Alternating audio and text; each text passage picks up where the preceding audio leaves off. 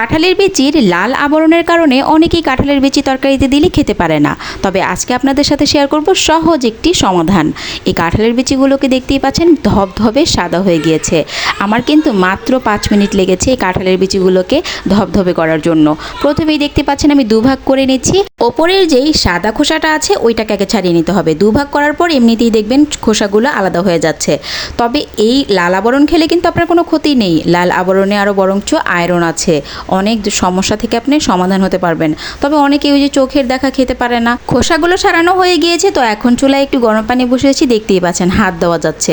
এরকম গরম পানি আপনাকে করে নিতে হবে। আর তারপরে খোসা ছাড়ানো কাঁঠালের বিচির উপরে গরম পানি দিয়ে দিতে হবে, মানে একদমই হালকা কুসুম গরম পানি দিয়ে দেওয়ার পর দিয়ে দেবো সামান্য একটু লবণ। এই গরম পানি দেওয়ার ফলে কাঁঠালের বিচির উপরের যে লাল আবরণটা একদম নরম হয়ে যাবে। আর এই কারণে হালকা একটু কুসুম গরম পানি দিতে হবে। আর কিছুক্ষণের মতো ভিজিয়ে রাখলেই কিন্তু এটা নরম হয়ে যায়। তবে আরও কিছু উপকরণ দিতে হবে, যেমন লবণ সামান্য একটু, আর হচ্ছে বেকিং সোডা। সোডাটা দেওয়ার চেষ্টা করবেন, তাহলে আরও বেশি সহজ হয়ে যাবে আর খুব সহজেই উঠে যাবে। এখন কিন্তু আমি 1 ঘন্টার মতো ঢেকে রেখে দেব। আর তারপরেই কিন্তু দেখবেন ম্যাজিক, একদম ম্যাজিকের মতো কিন্তু কাজ করবে। এই তো ভিজে রাখার পর দেখুন একটু পানিটা ঘোলাটে হয়ে গিয়েছে।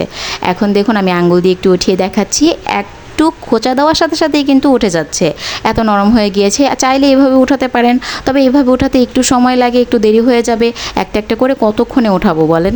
দেখুন কত সহজে উঠে যাচ্ছে, একটু ধরার আগেই উঠে যাচ্ছে, মানে এটা একদমই আলগা হয়ে যাবে। তারপরে এরকম একটা বোতল নিয়ে নিয়েছি, আর বোতলের উপরের এই কাগজটা আমি উঠিয়ে নিচ্ছি, কারণ দেখার সুবিধার্থে আপনাদের বোঝানোর জন্য। এই বোতলের মধ্যে এখন কাঁঠালের বিচিগুলো আমি ভরে নেব।